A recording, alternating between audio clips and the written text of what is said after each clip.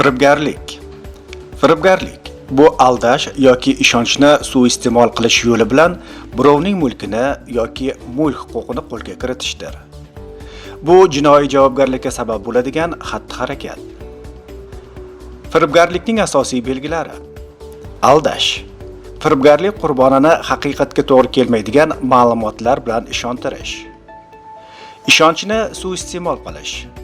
Firibgar qurbonining ishonchiga kirib, uni aldash uchun ishonchini suiiste'mol qiladi. Munitsipal mulk yoki mulk huquqini qo'lga kiritish. Firibgarlik natijasida firibgar o'zganing mulkini yoki mulk huquqini qo'lga kiritadi. Javobgarlik. Firibgarlik jinoiy javobgarlikka sabab bo'ladigan xatti-harakatdir.